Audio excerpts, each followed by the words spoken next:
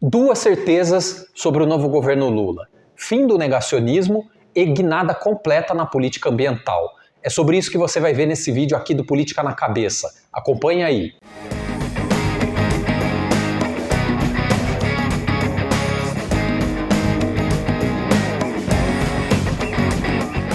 Salve, salve! Começando agora mais um Aos Fatos, o primeiro de 2023. O quadro em que a gente discute os temas de política de forma mais solta, mais opinativa, mas sempre de maneira embasada.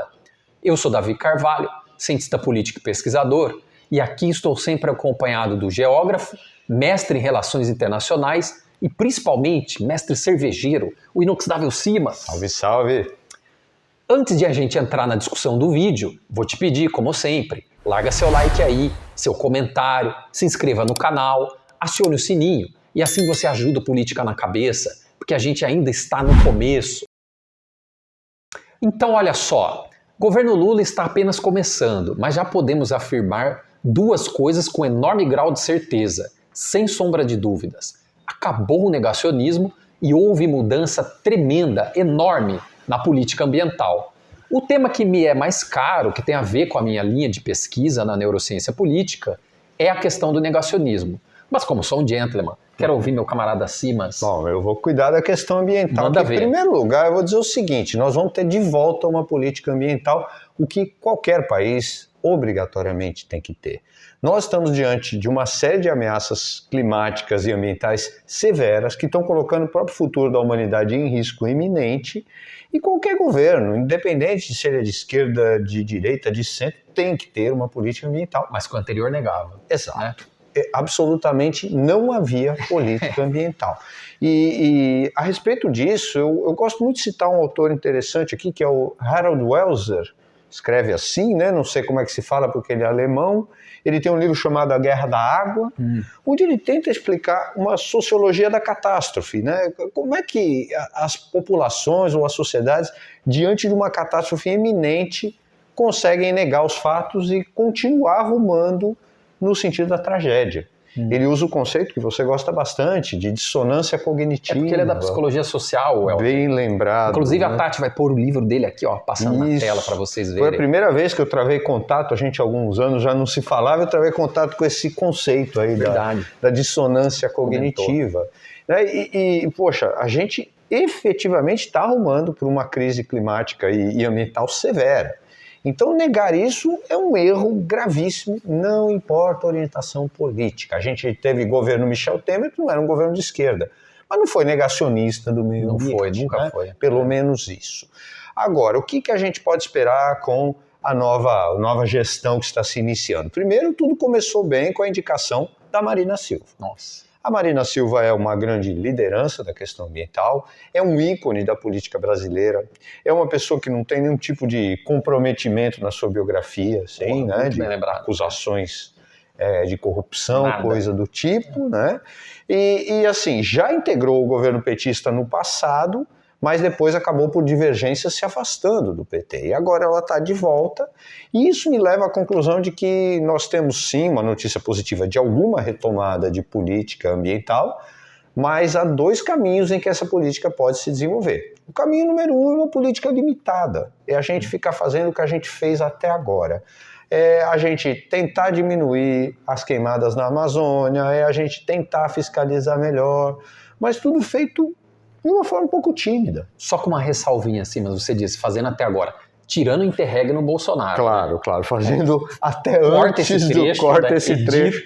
Que aí o que a gente teve foi uma política antiambiental, uma coisa assim... Só para ficar claro para você que tá inimaginável, nenhuma força de direita e esquerda pensaria numa política dessa, há 10 anos atrás, por exemplo, né? Mas a política ambiental anterior, ela era uma política, mas ela era limitada. Então, legal, o PT conseguiu desacelerar muito o índice de queimadas na Amazônia. Ótimo. Ao mesmo tempo que fez Belo Monte, com impactos enormes. Nem cheguei nisso, mas só na coisa das queimadas, tudo bem, minimizar as queimadas é ótimo. Mas o ideal não é isso, nós precisamos ir além. Nós estamos diante de um limiar climático muito severo e a ciência cada vez mais mostra que nós estamos chegando num ponto irreversível de mudanças ambientais, inclusive na própria Amazônia. Então não adianta a gente diminuir pela metade, a gente tem que chegar muito perto do zero queimada. Então, abre-se aí uma possibilidade muito interessante. Você está falando de uma mudança de paradigma. De uma mudança de paradigma, mais do que exatamente. Remediar. Exatamente, mais do que remediar, porque até agora a nossa política ambiental foi isso, uma política reativa. Eu vou remediar... Vou melhorando suas falas. Minorar os problemas, isso, vai me tornando mais claro, mais preciso. Mas o que a gente espera é realmente esse novo paradigma, onde a floresta seja não só preservada, mas ela possa ser utilizada de uma forma sustentável. Explorar a floresta de pé, gerar dividendos econômicos que sejam positivos para o país e também para as populações tradicionais, aquelas que há gerações usam a floresta sem destruí-la. Então é aproveitar a biodiversidade para fazer remédio, para fazer cosmético, para fazer conservante alimentício, é favorecer o extrativismo sustentável, é pensar numa política de substituição energética, para diminuir a dependência de combustíveis fósseis e diminuir as emissões de gases estufa. É realmente inaugurar um novo paradigma de meio ambiente. Mas nesse novo paradigma, mas posso pontuar uma coisa que me preocupa um pouco? Essa ideia de lucrar com a questão ambiental, né? Isso é muito polêmico. É sempre perigoso, porque se a gente colocar o lucro em primeiro lugar, provavelmente a questão ambiental vai ficar em segundo. Mas se a gente tem uma política ambiental bem construída, ela pode ser lucrativa, não sei se extremamente lucrativa, mas lucrativa com um impacto social positivo. Por exemplo... Principalmente para as populações locais. Populações locais, exatamente, né? O coletor de castanha do Pará. Pô, esse cara ganha muito pouco hoje, e esse cara mantém a floresta de pé. Então, eu estou pontuando isso, né, para o nosso ouvinte aí, para quem está nos assistindo, também pode ter ficado... ter dado uma pitada de incômodo como deu em mim, porque... Agora está ficando mais claro, né? Porque essa ideia realmente de monetizar sobre a questão ambiental, e aí vou conter o adjetivo, o monarca, que é um dos caras menos inteligentes desse país, olha como peguei leve agora, postou no Twitter muito recentemente que o governo tem que procurar monetizar e fazer dinheiro com a questão ambiental. Não é exatamente isso. Não é exatamente isso. De associar uma possibilidade de produção de riqueza. Exato, inclusive de distribuição dessa riqueza. Isso aí, ótimo. Porque a produção de riqueza é uma necessidade, não é uma coisa exclusivamente capitalista, né? Tá. E eu tô querendo chegar no ponto de que nós não precisamos de uma revolução comunista internacional para cuidar do meio ambiente. Isso não vai dar tempo. A gente primeiro precisa de um nível mínimo de equilíbrio entre economia e meio ambiente. Vou dar mais um exemplo aqui que eu lembrei, de anos e anos atrás, que tive em Iguape, no litoral sul de São Paulo. Legal. E aí o pessoal local planta abacaxis dentro da floresta. Ali é Mata Atlântica. Mata Atlântica, né? Dentro, nos intervalos das árvores. Olha lá, né? Fantástico. E o abacaxi é uma bromélia, inclusive cachado nas árvores, sem derrubar nada de floresta. A população local produz, gera renda. Perfeito, é Acho isso. Que essa é esse o caminho, pelo menos um caminho de curto prazo, né? Para a gente ter a floresta valendo mais de pé do que resolvi destruído. O incômodo de lucrar, gente. Não, é lucrar, mas para quem, né? Para quem vai esse dinheiro? Então, acho que a gente tem essa oportunidade. Então, espero-se que isso se faça cumprir. Começou bem. Começou muito bem. Inclusive, na posse, ela já desfez alguns atos do Salles. Lembra do Salles? Meu Deus do céu. O cara que na reunião ministerial do Bolsonaro queria aproveitar o contexto da pandemia para passar boiada. Que diferença de qualidade. E ela desfez atos dele que minimizavam a questão das multas do IBAMA. Né?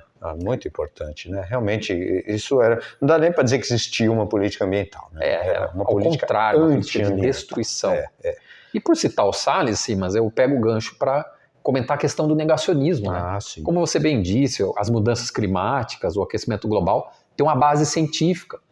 E as duas coisas estão ligadas, né? Esses dois avanços, essas duas certezas que a gente está apontando do governo Lula 3, o fim do negacionismo e a mudança na política ambiental, que passamos a ter uma política ambiental agora, isso, voltamos a ter uma política que pode ser mais ou menos interessante, mas teremos uma. Já é uma vitória. Essas duas coisas estão absolutamente ligadas, né? Porque o negacionismo no governo Bolsonaro era muito flagrante. Diariamente, ele, seus ministros e seguidores, né, nos inundando com negação de questões científicas, mas também de fatos muito escancarados, né? Um negacionismo surreal, que teve impacto, inclusive, na saúde mental das pessoas, né? Era muito difícil lidar com saúde aquilo. física e mental, né? Sem dúvida. Nesse sentido, realmente, a gente já tem sinais muito positivos. Vai ser praticamente impossível ser tão ruim quanto o governo anterior. Né? Não tem como. Porque, pô, já começou na saúde lá, com a Anísia Trindade. Nossa, muito bem observado. Que presidiu a Fiocruz, a fabricação das vacinas aqui no Brasil. Então, uma pessoa que tem uma visão extremamente científica da questão da saúde. Que tomou posse fazendo um discurso nesse sentido, né? De que o governo vai fugir, vai se afastar do negacionismo e passar a valorizar a ciência. Perfeito. Serão revogados nos próximos dias as portarias e notas técnicas que ofendem a ciência, os direitos humanos, os direitos sexuais reprodutivos. Também a Luciana Santos, né, para comandar ciência e tecnologia, uma engenheira, uma pessoa capacitada. É isso que a gente espera. Primeira mulher e primeira negra a tomar conta dessa pasta da ciência e tecnologia. Muito importante você lembrar isso também. No lugar do astronauta Marcos Pontes, né?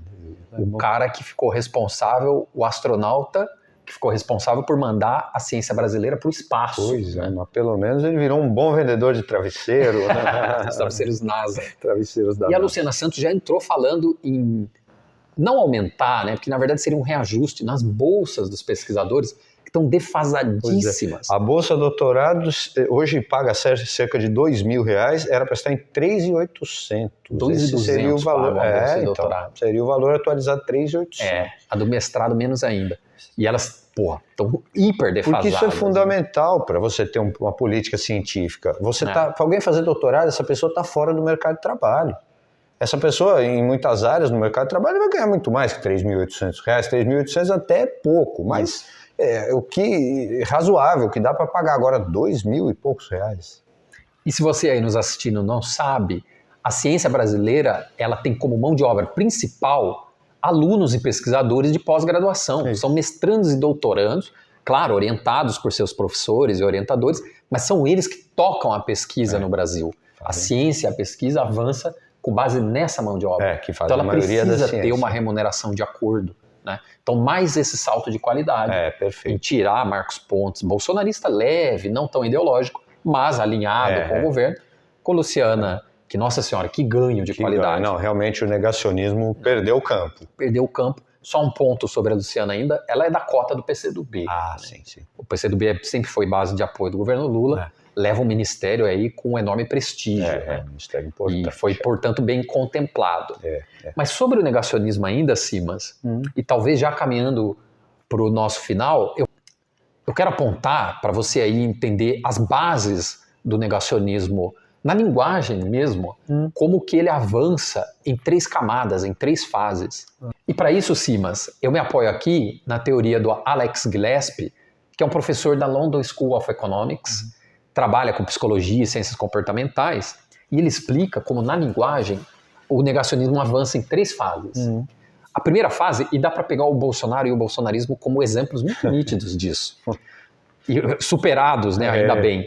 A primeira fase é quando o sujeito recebe a informação que é negativa, ela é verdadeira, mas ela é negativa de acordo com o que ele gostaria que fosse verdade, e ele tenta evitar, simplesmente ele tenta evitar essa informação.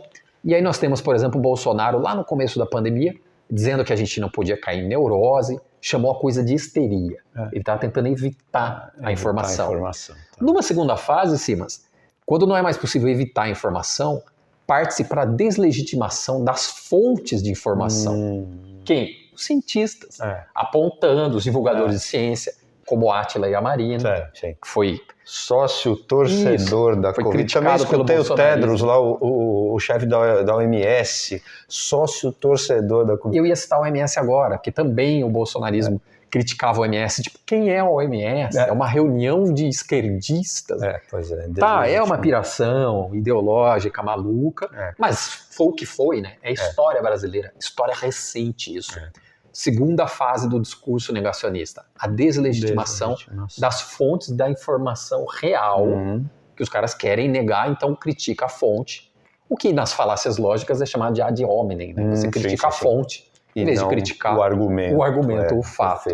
E a terceira fase, Simas, é quando não dá mais para evitar e também não dá mais para deslegitimar as fontes, o que o negacionista faz? Ele limita aquela informação. Então tudo bem, o vírus existe, não dá mais para negar as fontes e criticá-las, mas o impacto é muito menor do que vocês imaginam. Ele minimiza. E aí vai Bolsonaro e faz aquele discurso odioso, né, que entrou para os anais dos discursos de presidentes desse país como provavelmente o pior da história, que chama o vírus de gripezinha. Caso fosse contaminado pelo vírus, não precisaria me preocupar. Nada sentiria ou seria, quando muito, acometido de uma gripezinha. A coisa do histórico de atleta. Olha, eu tenho uma vergonha alheia de ficar lembrando. Né? Não precisamos voltar a esse passado horroroso, recente, mas tenebroso. É a terceira fase da negação. Partes para limitação, você minimiza a coisa, o impacto da coisa. Me lembro do Osmar Terra, o cara é médico. Nossa, bem lembrado. Apoiador aí do ex-presidente, diga-se de passagem, né?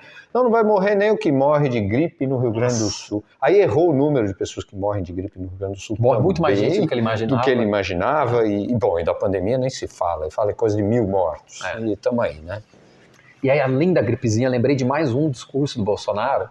Não foi exatamente um discurso televisivo e tal, mas quando ele diz que precisávamos enfrentar a coisa como homens e não como moleques. Ainda com pitadas de machismo, né? Pitadas não, né? Doses cavalares. Cavalares, né? De machismo.